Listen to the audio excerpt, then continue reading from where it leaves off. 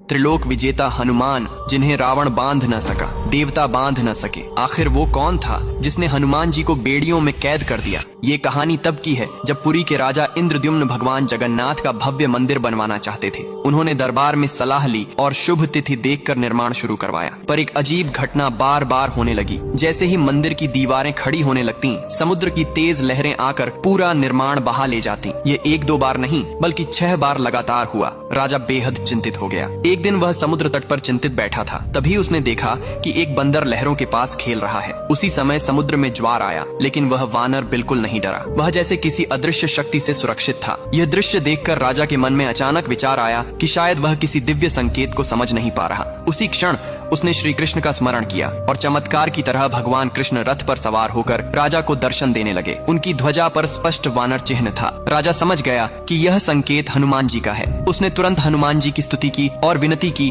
कि वे मंदिर निर्माण की रक्षा करें। राजा की भक्ति से प्रसन्न होकर हनुमान जी प्रकट हुए और बोले, तुम्हारी भक्ति सच्ची है राजा। आज से यह क्षेत्र सिद्ध क्षेत्र कहलाएगा। मैं स्वयं यहाँ रहकर पुरी और मंदिर की रक्षा करूंगा। इसके बाद हनुमान जी समुद्र तट की ओर मुख करके बैठ गए और समुद्र की लहरें फिर कभी आगे बढ़ने का साहस नहीं कर पाईं। लेकिन एक दिन हनुमान जी बिना अनुमति के अयोध्या चले गए। कहते हैं केवल लड्डू खाने की इच्छा से। जैसे ही वे गए, समुद्र उफन पड़ा, लहरें शहर में घुस गईं और मंदिर परिसर तक नुकसान होने लगा। जब हनुमान जी लौट कर आए, उन्होंने देखा कि उनकी अनुपस्थिति में कितना विनाश हो गया था। भगवान जगन्नाथ नाराज हुए और उन्हें लोहे की बेड़ियों में बांध दिया ताकि वे अब कभी अपनी रक्षा ड्यूटी छोड़कर न जाएं। हनुमान जी ने इसे दंड नहीं बल्कि सेवा का अवसर माना और वहीं ध्यान मग्न होकर पुरी की रक्षा में बैठ गए। तब से उन्हें बेड़ी हनुमान के नाम से पूजा जाता है और वही स्थान आज का प्रसिद्ध बेड़ी हनुमान मंदिर है, जहां माना जाता है कि हनुमान जी आज भी पुरी को समुद्र के क्रोध से बचा रहे हैं। जय जगन्नाथ।